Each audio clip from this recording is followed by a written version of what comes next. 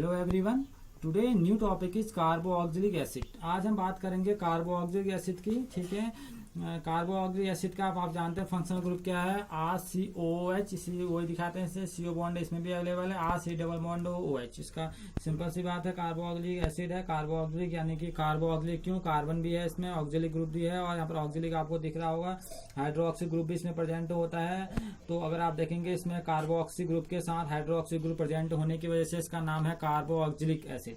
ठीक है ना, ये आपको R में भी दिखेंगे या आपको ARCOH में भी दिखेंगे, यानी कि आपको आप इसको ऐसे भी कह सकते हैं, इसको भी ऐसे भी कह सकते हैं। ठीक है ना, ये आपका एलिफेटिक में भी है, ये आपका एरोमेटिक में भी है। ठीक है ना, जो कार्बोऑक्सिलिक एसिड आपके होते हैं ये नेचर में फाउंड होते हैं, और जो हाई नंबर के अगर हम बोलेंगे जो लार्ज नंबर के कार्बोऑक्सिलिक एसिड होते हैं वो नेचर में प्रोवाइड करती है।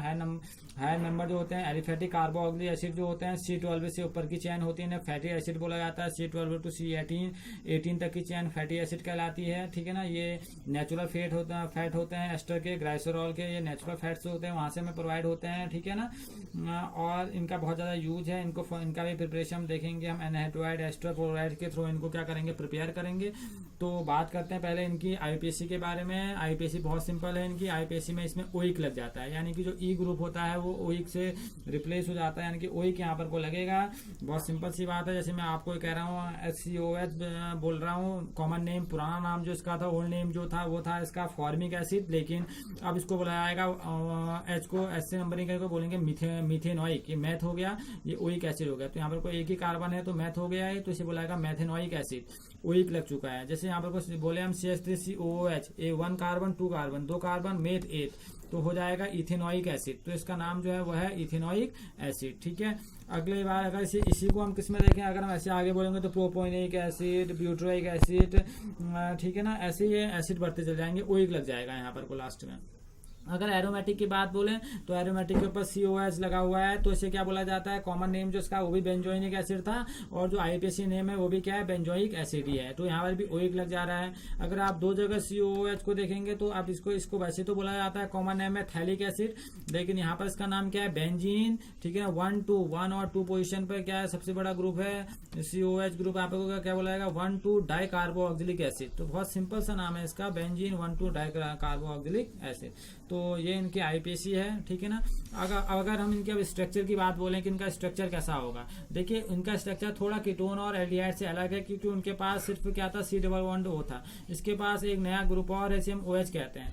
तो ये क्या होता है, जो कार्बोऑक्सिलिक एसिड में जो होता है ये लाई करता है, एक ही प्लेन में लाई करता है। ठीक है ना, और इनके बीच में जो एंगल रहता है 120 डिग्री का एंगल रहता है।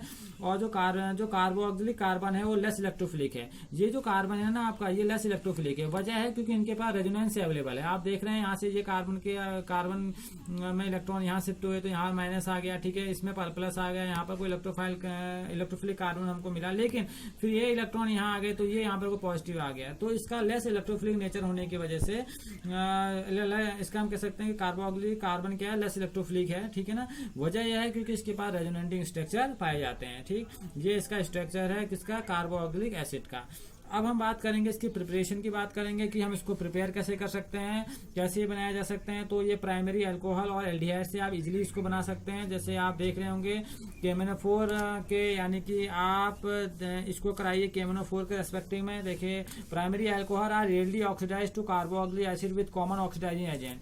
आप क्या प्राइमरी आपके पास यहाँ पर कोई अल्कोहल है, आप कॉमन ऑक्सीडाइजिंग एजेंट का यूज करिए। इसमें KMnO4 का यूज मैंने कर रखा है, और फिर इसका हाइड्रोलिसिस करा दीजिए, तो आपको मिलेंगे यहाँ पर कोई एसिड। ठीक है ना, और इसको और किसी और कंडीशन में जैसे आपको बनाना है, ठीक है ना, जैसे मैंने आपको बड़ा यहाँ पर को अल्कोहल दे दिया है 1 डिकेनॉल, यहाँ पर का 10 चेन का ये है, तो इसको Cr2O3 और H2SO4 की प्रेजेंस में, और जॉन्स रिएजेंट क्या होता है, जब पोटेशियम ट्राइक्रोमेट और क्रोमिनियम ट्राइऑक्साइड को एक साथ रखा जाता है एसिडिक मीडिया में, इसे जॉन्स रिएजेंट बोला जाता है।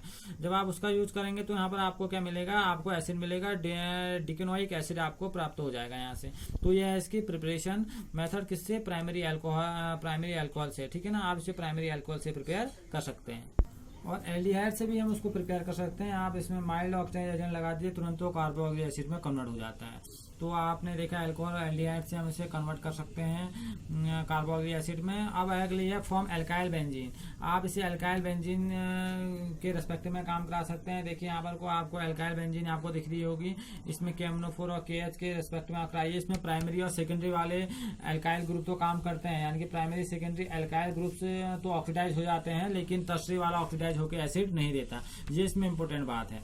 प्राइमरी और सेकेंडरी वाले जो एल्काइल ग्रुप होते हैं, आपको प्राइमरी और सेकेंडरी वाले एल्काइल ग्रुप जब ऑक्सीडाइज करते हैं तो पहले ये आपको दिख रहा होगा इंटरमीडिएट दे रहे हैं, CO के दे रहे हैं, ठीक है ना, एक सॉल्ट दे रहे हैं, जैसे इसका हाइड्रोलिसिस कराएंगे तो एसिड दे देगा।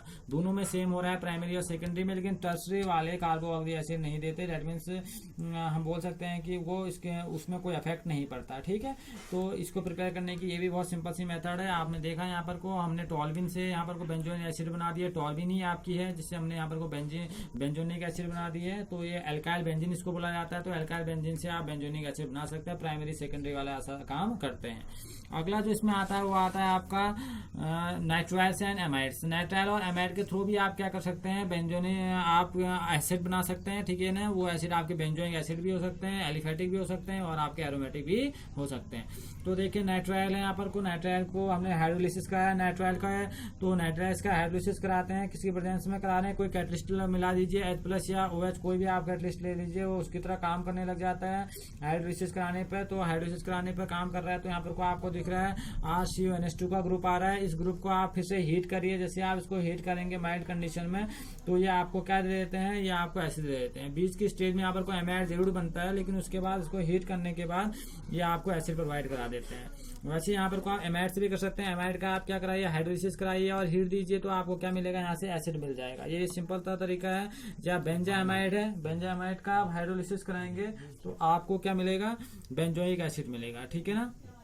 तो हमने देखा नाइट्राइल्स और एमाइड के थ्रू भी हम क्या कर रहे थे, हम यहाँ पर को बेंजोइक एसिड हमें मिल रहा था। हम गिरना रिएजेंट के थ्रू भी क्या कर सकते हैं, एसिड हमें मिल सकता है। देखिए यहाँ पर को RMgX से हमने इसे कार्बन डाइऑक्साइड के साथ ड्राई आइस के साथ अगर हम इसे रिएक्ट करवाएंगे ड्राई ईथर की प्रेजेंस में, पहले एक बीच में इंटरमीडिएट देगा, ठीक है ना। ये इंटरमीडिएट देगा, हम इसको क्या करा दें, इसको किसी मिनरल एसिड के साथ हाइड्रोलिसिस करा दें, इसके साथ मिक्स कर दें, ठीक है ना। तो हमें थोड़ी देर बाद क्या दे देगा, एसिड दे देगा। तो देख रहे हैं आप यहाँ पर वो क्या प्रोवाइड करा दे रहा है, एसिड प्रोवाइड करा दे रहा है। तो ये ग्रीनर रिएजेंट के थ्रू भी ग्रीनर रिएजेंट को ड्राई आइस के साथ रिएक्ट करवाइए ड्राई ईथर की प्रेजेंस में, तो आपको यहाँ पर को बीच में इंटरमीडिएट मिलते हैं। फिर आप क्या करा दीजिए, इसका एसिडिफिकेशन है, मिनरल एसिड के साथ एसिडिफिकेशन करा दीजिए, इसका हाइड्रोलिसिस कर दीजिए, तो आपको जो मिलेगा, आपको मिलेगा यहाँ पर को acid. From acid halide and anhydride. आप एनहाइड्राइड और एसिड क्लोराइड के थ्रू भी आप क्या कर सकते हैं, कार्बोक्सिलिक एसिड फॉर्म कर सकते हैं। देखिए मैंने एसिड हैलाइड लिया यहाँ पर को RCOCl, इसको हाइड्रोलिसिस करा रखा, तो आपको क्या मिल जा रहा है, एसिड मिल जा रहा है, ठीक है ना। क्लोराइड एन अलग हो जा रहा है। ये बहुत सिंपल तरीका है इसको बनाने का। आप इसे बेंजोइक एनहाइड्राइड के थ्रू भी बना सकते हैं। जैसे इसका भी आप हाइड्रोलिसिस कराएंगे बेंजोइक एनहाइड्राइड का, तो आपको क्या मिल जाएगा, बेंजोइक एसिड मिल जाएगा।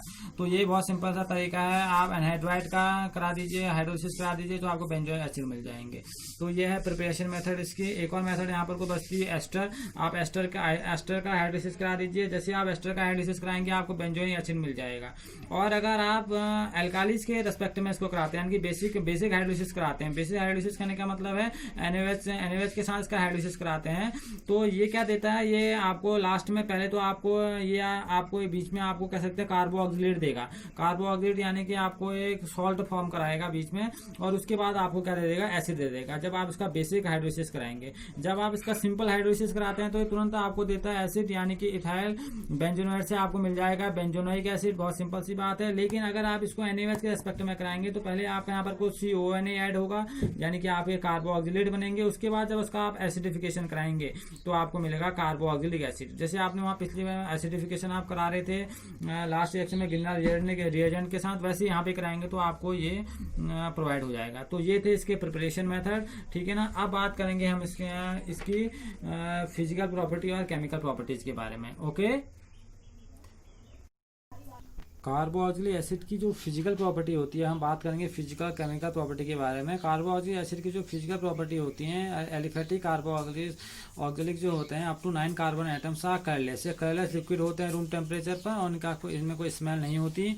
जो इनके हायर ग्रुप के जो एसिड होते हैं वैक्सलाइज सॉलिड होते हैं, ठीक है ना, और ये ऑर्डरलेस होते हैं, ठीक है ना, इनमें कोई स्मेल नहीं है क्योंकि इनकी वॉलेटिलिटी बहुत लो होती है।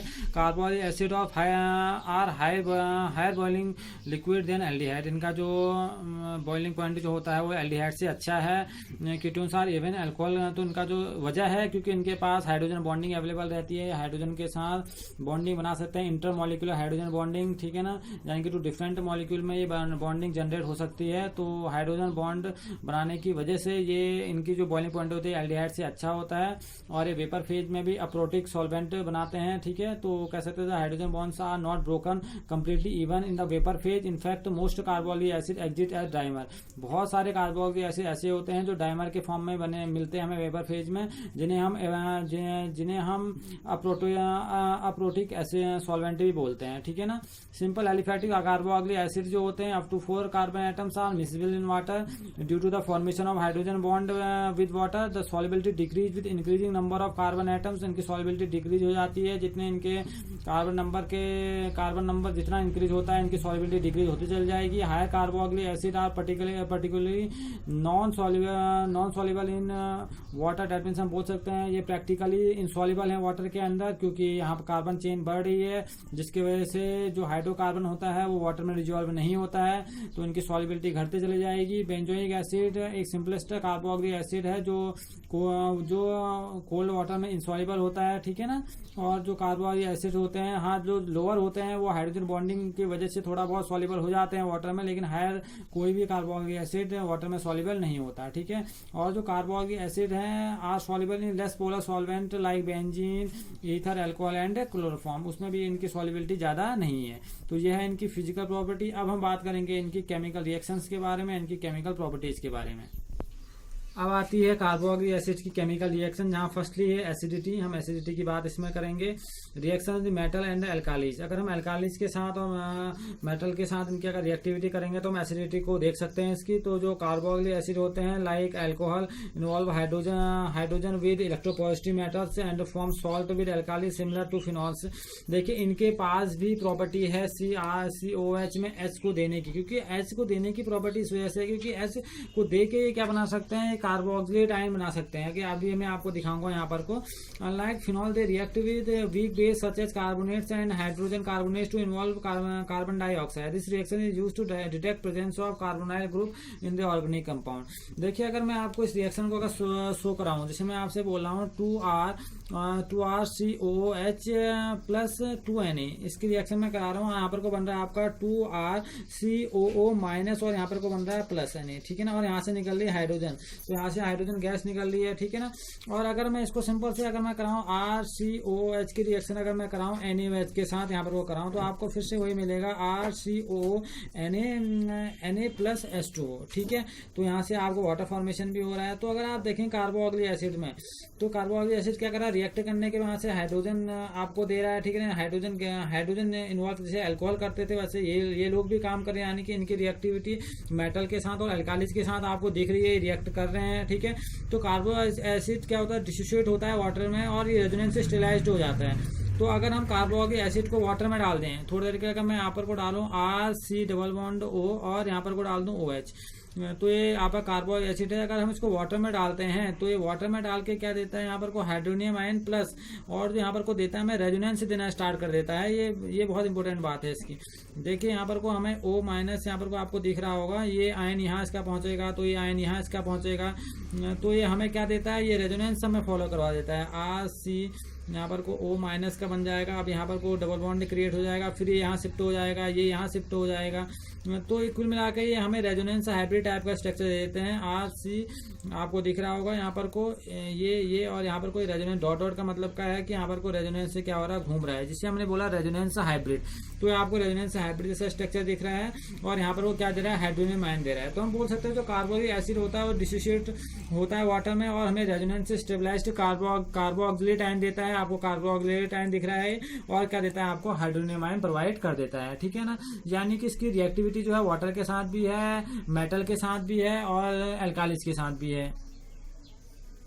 अगर हम इसके अब हम यहाँ पर को हम इसके इक्विलिब्रियम कांस्टेंट की बात करें कि इक्विलिब्रियम की बात करें तो यहाँ पर को क्या निकल के आएगा H3O पॉजिटिव और यहाँ पर को बनेगा RCOO माइनस अपॉन क्या हो जाएगा यहाँ पर को हो जाएगा आपका H2O का कंसंट्रेशन अपॉन हो जाएगा आपका RCOH का कंसंट्रेशन। ठीक है ना। अगर हम इसकी Ka की वैल्यू की बात करें, अभी आप यहाँ पर क्योंकि यहाँ पर को एसिडिटी की बात हम यहाँ पर करेंगे तो आपका क्या आएगा कि आपका इक्विलिब्रियम इनटू क्या जाएगा H2O और वो किसके इक्वल होगा, वो इक्वल होगा H3O पॉजिटिव RCOO माइनस और यहाँ पर को बन जाएगा आपका RCOOH। तो अब ये जो रिएक्शन से निकल के आ रहा है इसका मतलब क्या है, आपको दिख रहा होगा जो के आपको के इक्विलिब्रियम कांस्टेंट है, आपको दिख रहा है इक्विलिब्रियम कांस्टेंट है और जो Ka है ये क्या है आपका एसिड डिसोसिएशन कांस्टेंट है। ठीक है। तो ये अब ये क्या बताता है, ये पावर बताएगा कि ये कितना एसिडिक है और कैसा एसिडिक है, ये पावरफुल एसिडिक है या वीक एसिडिक है, इसको ये दिखाने वाला है। The strength of N acid is generally indicated by pK। अगर हम किसी की भी स्ट्रेंथ की बात करते हैं किसी भी एसिड की तो हम pKa वैल्यू की बात कर रहे हैं और जो pKa की वैल्यू होती है माइनस का log Ka होती है। ठीक है ना। K आप अभी मैंने आपको बताया था कि एसिड डिसोसिएशन कांस्टेंट है। तो अगर आप देखेंगे pKa वैल्यू देखेंगे हाइड्रोक्लोरिक एसिड की तो -7.0 होती है, वेयर एज द pKa of trifluoro acetic acid की अगर हम देखने की कोशिश करें, अभी कह रहा था pKa value of hydrochloric acid is 7.0 where the pK value of trifluoroacetic acid, the strongest carboxylic acid, benzoic acid and acetic acid are, अगर इनकी देखेंगे आप एसिडिक स्ट्रेंथ देखेंगे तो 4.19, 4.76 से 2.023 रेस्पेक्टिवली इतनी होती है।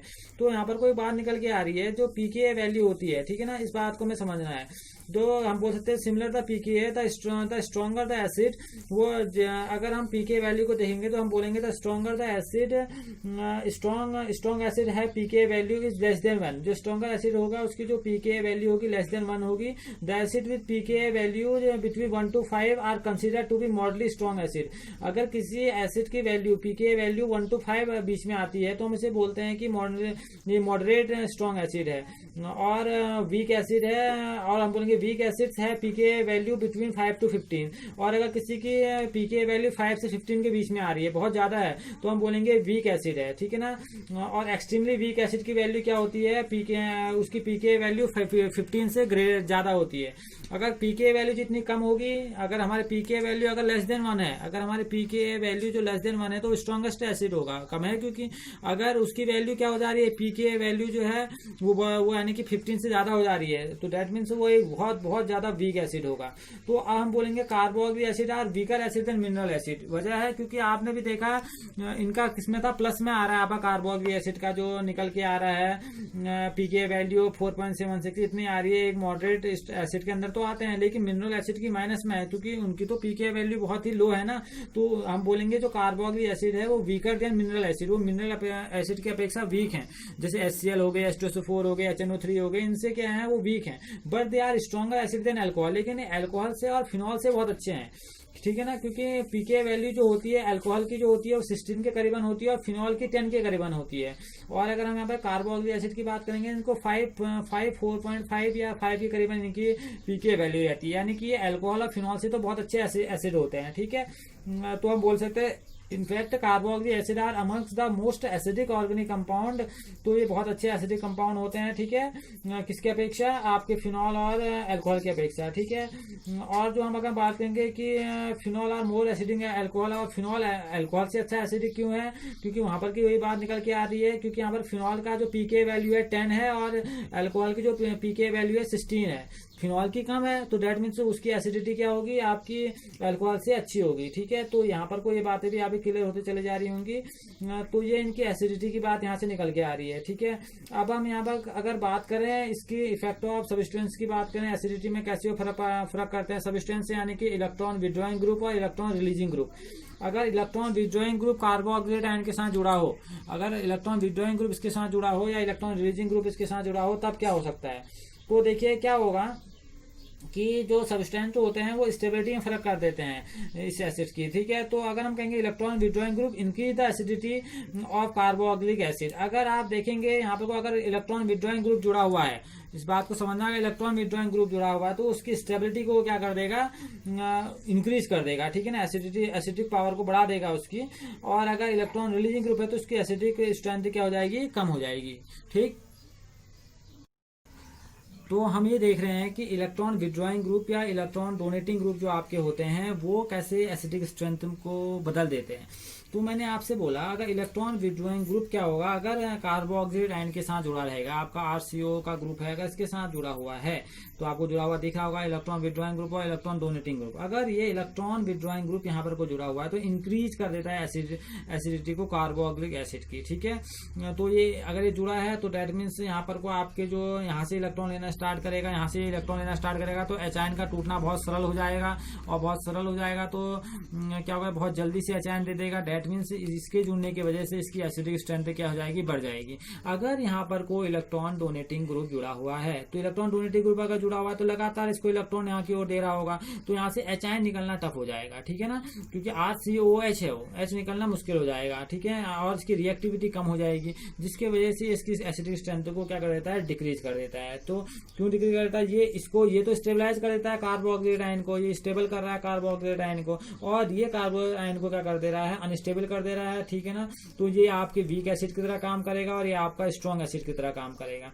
और वैल्यू रही पीके वैल्यू की बात, तो ये रिस्पॉन्सिबल है ही है, क्योंकि इनकी पीके वैल्यू क्या होती है, एल्डिहाइड और कीटोन से क्या होती है, अच्छी होती है। कहने का मतलब है पीके वैल्यू लेस है इनकी, जिसकी जितनी कम पीके वैल्यू होगी वो उतना अच्छा क्या होगा, आपका एसिड होगा। एल्डिहाइड और आपने देखा आपका जो फिनॉल था, या आपका हम इसकी बात करें अल्कोहल की बात करें, अगर हम अल्कोहल और फिनॉल से अगर इसको कंपेरिजन हम कर रहे थे तो आपने देखा चाहे अल्कोहल है उसका पीके वैल्यू 16 थी, फिनॉल की 10 थी, उसकी 5 के करीबन थी पीके वैल्यू, जिसकी जितनी कम होगी उतना अच्छा एसिड होता है। वहां से तो ये क्लियर था ही, और इलेक्ट्रॉन विड्रॉइंग ग्रुप ने भी इसको ये क्लियरिटी दी। तो आप देख रहे हैं कि अगर इलेक्ट्रॉन विड्रॉइंग ग्रुप है तो एसिडिक पावर बढ़ेगी, अगर डोनेटिंग ग्रुप है तो एसिडिक पावर क्या होगी, डिक्रीज हो जाएगी। इसके वजह से यहाँ पर को बहुत सारे स्टेबिलिटी के एग्जाम्पल आते हैं, जैसे कि आपसे कहीं पूछ दिया जाता है कि कौन सबसे अच्छा एसिडिक होगा, वहां पर को आपने देखना होगा कि इसके साथ कौन से ग्रुप ऐड हैं। अगर वहां पर को फ्लोरीन जैसे ग्रुप ऐड हैं, इलेक्ट्रॉन विड्रॉइंग ग्रुप ऐड है वहां पर को, तो उनकी एसिडिक स्ट्रेंथ क्या हो जाएगी, बढ़ जाएगी।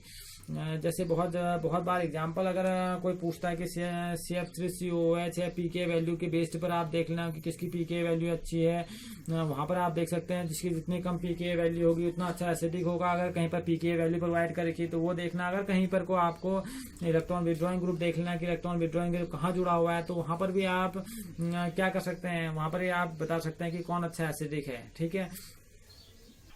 अगर हम इसको एग्जांपल से समझो, देखिए एग्जांपल देखिए, यहाँ पर को आपके 3 के 3 एसिड हैं, ये सब एसिड दिख रहे होंगे। यहाँ पर OCH3 ग्रुप लगा हुआ है, ये क्या कर रहा है, इलेक्ट्रॉन डोनेट कर रहा है यहाँ की ओर, ठीक है ना, और इसकी पीके वैल्यू देखिए 4.46 है। और यहाँ पर कोई ग्रुप नहीं जुड़ा हुआ है, COH ग्रुप है, इसकी पीके वैल्यू 4.19 है। यहाँ पर को देखिए NO2 ग्रुप जुड़ा हुआ है, जो एक इलेक्ट्रॉन विड्रॉइंग ग्रुप होता है, ये अपनी तरफ से इलेक्ट्रॉन ले रहा है, तो इसकी पीके वैल्यू कितनी है, 3.41। तो अगर आपसे कोई पूछता है इन तीनों में सबसे अच्छा एसिड कौन सा है, तो आप सबसे अच्छा अगर एसिड की अगर बात निकल के आती है तो सबसे अच्छा आपको दिख रहा है पीके वैल्यू सबसे कम है, तो ये होगा, फिर ये होगा, फिर ये होगा। तो ये है, अगर इलेक्ट्रॉन यहाँ पर कौन से ग्रुप जुड़े हैं, यहाँ पर कोई इलेक्ट्रॉन आपका इलेक्ट्रॉन डोनेटिंग ग्रुप जुड़े हुए डोनेट कर रहे हैं, तो इसकी तो ये डिक्रीज कर देगा एसिडिटी को, ठीक है ना। इलेक्ट्रॉन विड्रॉइंग ग्रुप क्या कर देते हैं, बढ़ा देते हैं एसिडिटी को। तो ये इस बात में यहाँ पर को समझनी है, ठीक है। तो ये है आपकी एसिडिटी ऑफ कार्बोक्सिलिक एसिड। अब है reaction involving cleavage of COH bond. अगर COH बॉन्ड को हम ब्रेक करेंगे तो हमें क्या मिलता है, पहला होता है फॉर्मेशन ऑफ एनहाइड्राइड। आप एनहाइड्राइड का फॉर्मेट करिए।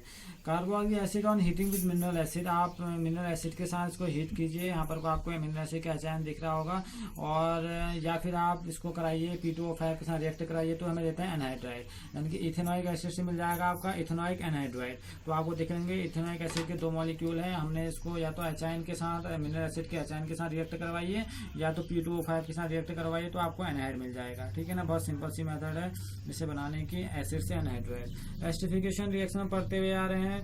आपका एसिड है, एसिड में आप अल्कोहल मिला दीजिए, ठीक है ना, और इसको एसिडिफाई कर दीजिए, ठीक है ना। किसके आप ये आपका एसिड है, एसिड को आप क्या कर रहे हैं, कार्बोक्सिलिक एसिड को आप एसिडिफाई कर सकते हैं अल्कोहल या फिनॉल। अल्कोहल मिला दीजिए, या तो फिनॉल मिला दीजिए, या किसी मिनरल एसिड की प्रेजेंस में करा दीजिए, ऐसा वो कैटलिस्ट की तरह काम करेगा। या तो आप इसे HCl ले लो, या तो H2SO4 ले लो, किसकी प्रेजेंट में कराओगे तो आपको मिल जाएगा, यहाँ से आपको क्या मिल रहे हैं, आपको RCOR मिल जा रहे हैं, ठीक है ना, ये एस्टर मिल जा रहे हैं आपको यहाँ से। तो एस्टरिफिकेशन है, ये हमने पहले ही पढ़ा था, दोबारा इस रिएक्शन को हम पढ़ रहे हैं। अगला इसमें रिएक्शन विद PCl5 PCl5 के साथ PCl3 के साथ SOCl के साथ अगर रिएक्शन कराएंगे तो आपको इसके ऐसे क्या मिल रहे हैं, आपको दिख रहे हैं क्लोराइड्स मिल रहे हैं इसके, ठीक है। तो आपको मिक्सचर मिल रहा है क्लोराइड्स का, जो हाइड्रोक्सिल ग्रुप जो होता है इसमें आपको दिख रहा होगा RCOH प्लस PCl5, तो आपको क्या मिल रहा है ROClCl2। यहाँ पर को आपको COCl, यहाँ पर भी क्या मिल रहा है COCl, सॉरी यहाँ पर को जो आपको मिलेगा, यहाँ पर मिलेगा आपको COCl, सॉरी ये थोड़ा मिस्टेक हो गई, यहाँ पर को मिलेगा आपको COCl, क्योंकि ये सिंपल तिनके तिनके बनाते हैं COCl ही यहाँ पर को फॉर्म करते हैं। यहाँ पर को मिलेगा आपको POCl3। तो ये कह सकते हैं अल्कोहल जो होते हैं वो ट्रीट किया जाता है जब इनको जब ट्रीट किया जाता है एसिड को, किसके साथ ट्रीट किया जाता है, इनको ट्रीट किया जाता है आपका PCl5 के साथ या PCl3 के साथ या SOCl2 के साथ प्रिपेयर किया जाता है। तो ये मिक्सचर देते हैं, आपको प्रोडक्ट दिख रहे हैं, बहुत सिंपल से प्रोडक्ट बन जाते हैं। ये आपको क्लोराइड आपके दिख रहे होंगे यहाँ पर को, तो यहाँ पर को OH ग्रुप किससे रिप्लेस हो रखा है, सिंपल सी बात है क्लोरीन से।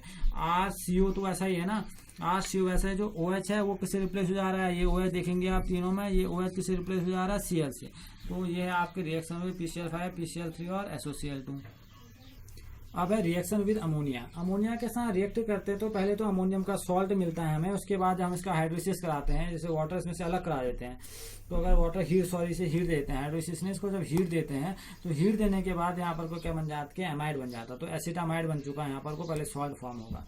ऐसे अगर आप यहाँ देखेंगे एरोमेटिक के साथ देखेंगे, अमोनिया के साथ रिएक्ट कराया है, रिवर्सिबल रिएक्शन है। पहले अमोनियम बेंजीनोइड बनेगा, इसका सॉल्ट बनेगा, इसमें से इसे हीट देंगे तो तुरंत इससे वाटर निकल जाएगा। H2O को बाहर फेंक दो, H2O बाहर गया तो यहाँ पर को बन जाएगा आपका एमाइड, ठीक है। ये बहुत बड़ी रिएक्शन है, नेम रिएक्शन भी इसको बुलाता है, थैलामाइड से बनाते हैं हम इसको। थैलामाइड रिएक्शन से बनाएंगे तो यहाँ पर को हमने क्या करना है, इसे रिएक्ट कराना है NH3 के साथ, ठीक है। जब हम इसको NH3 के साथ रिएक्ट कराएंगे तो ये आपका क्या बनाता है, पहले सॉल्ट फॉर्म करता है, ठीक है ना। फिर इसमें से हम अगर वाटर के मॉलिक्यूल हम इससे निकालने स्टार्ट करते हैं तो हमें क्या मिलता है, ऐसे एमाइड मिलते हैं, ठीक है ना। ये थैलामाइड है। फिर इसको थोड़ा और रीअरेंज करते हैं, NH3 से इसे बाहर करते हैं और इसको स्ट्रॉन्ग हीटिंग करते हैं, ज्यादा से ज्यादा अमाउंट में इसको गर्म किया जाता है। अब जितने अमाउंट में आप क्या करेंगे, इसको गर्म करेंगे तो आपको क्या मिल जाएगा यहाँ से थैलामाइड, यानी कि थैलिक एसिड से थैलामाइड है। ये आपका थैलिक एसिड है, मैंने आपको बताया था कॉमन नेम इसका थैलिक एसिड था। वैसे बेंजीन 1,2 डाइकार्बोक्सिलिक एसिड है इसका नाम, लेकिन इसे थैलिक एसिड तो आप इसे क्या कर सकते हैं, थैलामाइड बोल सकते हैं। तो थैलिक एसिड टू थैलामाइड बनने की एक रिएक्शन है, कॉमन रिएक्शन है ये, ठीक है ना। यहाँ पर को आपका बन जाएगा थैलामाइड बन जाते हैं आपका, ठीक है। एमाइड आपका ग्रुप यहाँ पर को बन चुके हैं, एलामाइड ग्रुप आपका बन चुका है, यहाँ पर को थैलामाइड बनने स्टार्ट यहाँ पर को हो गए थे। यहाँ पर कोई रिंग चैन डेरिवेटिव मिल जाता है, ठीक है। पहले आपने क्या करना है, सॉल्ट बनाना है, सॉल्ट आप सिंपल बना लेंगे, उसके बाद इसमें से वाटर का मॉलिक्यूल बाहर कर देना, फिर इसमें से अमोनिया कर देना और फिर इसको हीट दे देना। फिर हीट देने के बाद ये बना देते हैं आपको थैलामाइड। तो ये आपके थैलिक एसिड से बनने की प्रोसेस है। अगला इसमें reaction involving COH group. COH group की वजह से रिएक्शन कैसी हो जाती है, पहला होता है इसमें रिडक्शन। अब रिडक्शन में आप क्या लीजिए, एक स्ट्रॉन्ग रिड्यूसिंग एजेंट को ले लीजिए। जो प्राइमरी जो अल्कोहल होते हैं इसमें जो होते हैं आपके, जब आप इसका रिडक्शन कराते हैं एसिड का तो आपके बनते हैं आपको प्राइमरी अल्कोहल। तो देखिए मैंने ले रखा है लिथियम एल्यूमिनियम हाइड्राइड ले रखा है। पहले ये इसको रिड्यूस कर देगा और रिड्यूस बनाने के बाद क्या कर देगा, इसको अल्कोहल में कन्वर्ट कर देगा। तो एक अल्कोहल बनाने की बहुत अच्छी सिंपल सी मेथड है। जैसे अल्कोहल का ऑक्सीडेशन कराने पर एसिड बनते थे, वैसे एसिड का को रिड्यूस करने पर आपको क्या मिलेंगे, अल्कोहल मिलेंगे, ठीक है ना। तो ये बहुत ही सिंपल मेथड है। इसमें डायबोरान का यूज भी किया जा सकता है अल्कोहल बनाने में, लेकिन जो डायबोरान होता है वो does not easily reduce functional group like ये एस्टर नाइट्रो हेलो को तो नहीं कर पाता है रिड्यूस, लेकिन ये इस ग्रुप को रिड्यूस कर देता है, ठीक है। यानी कि आप कह सकते हैं प्राइमरी अल्कोहल बनाने के लिए यूज किया जा सकता है डायबोरान, ठीक है ना। एसिड के साथ इसको रिएक्ट करा सकते हैं आप। यहाँ पर को आप और B2H6 का भी इसको यूज करेंगे, डायबोरान का यूज भी आप कर सकते हैं। अगली रिएक्शन होता है डीकार्बोक्सिलेशन रिएक्शन। डीकार्बोक्सिलेशन को आपने क्लास 11th में कोल्ब इलेक्ट्रोलाइसिस के नाम से भी पढ़ा है। इसमें आप RCONA को NaOH और किसके यहाँ कैल्शियम ऑक्साइड के साथ हीट करिए तो यहाँ पर आपको हाइड्रोकार्बन मिलने स्टार्ट हो जाते हैं। तो ये हाइड्रोकार्बन रिएक्शन है। कार्बोक्सिलेशन यानी कि CO2 का पूरी तरह से हट जाना। देख रहे हैं यहाँ से CO2 पूरी तरह से हट जाएगा। तो डीकार्बोक्सिलेशन करने का मतलब ये होता है। तो डीकार्बोक्सिलेशन में इलेक्ट्रोलाइसिस होता है लास्ट में, उसकी वजह से यहाँ पर को हाइड्रोकार्बन बन जाते हैं।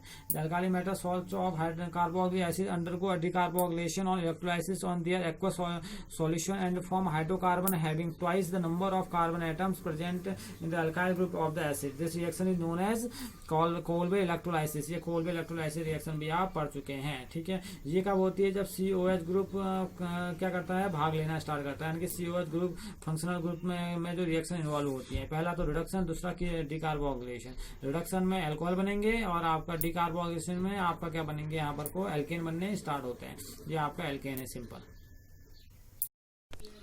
नेक्स्ट रिएक्शन है हेलोजिनेशन रिएक्शन। ये होता है substitution reaction in the hydrocarbon part. जब हाइड्रोकार्बन पार्ट में सब्स्टिट्यूशन होता है तब निकलती है हेलोजिनेशन रिएक्शन। इसमें हम एक नेम रिएक्शन पढ़ेंगे, इसे बोला जाता है HVZ रिएक्शन। इसका नाम होता है हेल-वोजार्ड-जेनेस्की रिएक्शन, ठीक है ना। जेलेस्की रिएक्शन बोला जाता है, इसका नाम है, साइंटिस्ट के नाम पर बेसिक रिएक्शन है, HVZ रिएक्शन के नाम से आती है। तो कार्बोक्सिलिक एसिड के बाद जो अल्फा हाइड्रोजन होता है, तो हम बोल सकते हैं carboxylic acid having an alpha hydrogen are halogenated at the alpha position on treatment with chlorine or bromine in the presence of small amount of red phosphorus to give alpha carboxylic acid. The reaction is called Hell Volhard Zelinsky reaction, that means HVZ reaction, ठीक है ना। आप किसी acid को react करवाइए किसी halogen के साथ। हेलोजन ये एक्स क्या होना चाहिए, या तो ये क्लोरीन होना चाहिए या तो ये ब्रोमीन होना चाहिए, ठीक है ना। और ये किसकी प्रेजेंस में कराओ, रेड फास्फोरस की प्रेजेंस में कराओ। थोड़े से अमाउंट में रेड फास्फोरस डाल दो।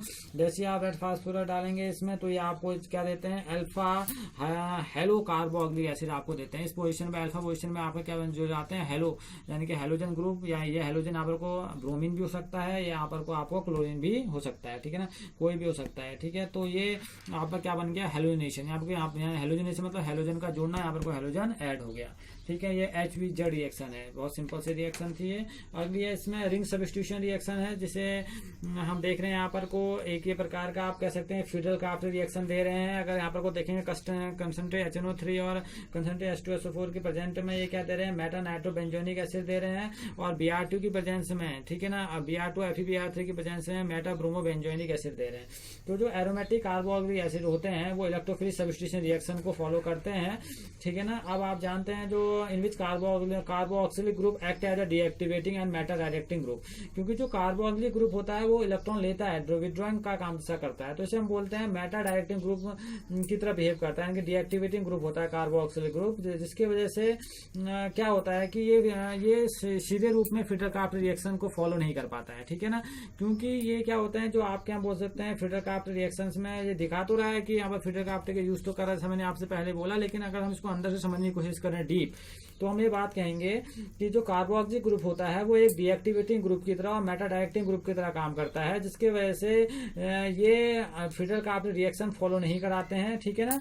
तो because the carboxylic group is deactivating, क्योंकि ये क्या होता है, डीएक्टिवेटिंग ग्रुप की तरह काम करता है। और ये जो कैटलिस्ट जहां पर को हम यूज करते हैं, aluminium chloride AlCl3 Lewis acid होता है, उसके साथ ये काम नहीं कर पाता, ठीक है ना। और क्योंकि उसके साथ ये क्या बना देता है, बॉन्डिंग बना देता है, तो जिसकी वजह से फिडर-क्राफ्ट रिएक्शन नहीं दिखा पाते आपके एसिड फिडर-क्राफ्ट रिएक्शन नहीं दिखाने की वजह है, क्योंकि यहाँ पर कार्बोक्सिलिक ग्रुप जो होता है आपका डीएक्टिवेटिंग ग्रुप है, और जो कैटलिस्ट हम यहाँ पर को यूज करते हैं फिडर-क्राफ्ट में AlCl3, उसके साथ ये बॉन्डेड हो जाता है कार्बोक्सिलिक ग्रुप, जिसकी वजह से फिडर-क्राफ्ट रिएक्शन को फॉलो नहीं कर पाते हैं आपके कौन से कार्बोक्सिलिक ग्रुप, ठीक है ना। लेकिन ये इस टाइप की रिएक्शन आपको दिखा सकते हैं, यहाँ पर को मेटा नाइट्रोबेंजोनिक एसिड आपको दिखा रहे हैं दोनों के रेस्पेक्ट में, और ब्रोमीन और FeBr3 के यूज में क्या दिखा देते हैं, मेटा ब्रोमोबेंजोनिक एसिड दिखा देते हैं। ये थी इनकी केमिकल रिएक्शंस थी।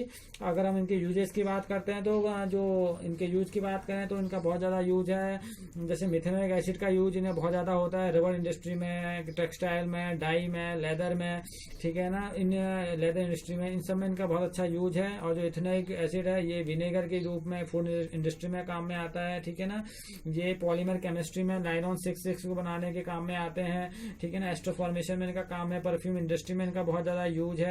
आप सोडियम बेंजोनाइड को बहुत बार सुन चुके होंगे, सोडियम बेंजोनाइड जो है वो फूड प्रिजर्वेटिव की तरह काम में आता है। और हायर फैटी एसिड होते हैं इसके, यानी कि C12 to C15 से जो ऊपर की चैन होती है वो सोप और डिटर्जेंट बनाने के काम में आती है, तो इनका बहुत अच्छा यूज है। तो आज हमारा जो ये टॉपिक था कार्बोक्सिलिक एसिड आपका कंप्लीट हुआ, और हमारा ये चैप्टर भी पूरी तरह कंप्लीट हो चुका है आपका। जिस चैप्टर का हम बात यहाँ पर को कर रहे थे, हमारा जो चैप्टर था वो आपका जो चैप्टर निकल के सामने आता है, जो हमने यहाँ पर को पढ़ा, aldehyde ketones and carboxylic acid, यहाँ पर को कंप्लीट होता है। अब आप इसकी रिएक्शंस को 1 by 1 जैसे मैंने सेक्शन में बांट दिया था, ये एल्डिहाइड कीटोन और कार्बोक्सिलिक एसिड, आप भी इसको ऐसे सेक्शन से बांटिए और इसको इनकी रिएक्शंस को बनाने की कोशिश कीजिए, ये आपको इजीली क्या हो जाएंगे, समझ में आ जाएंगे, ठीक है ना। Okay, thank you.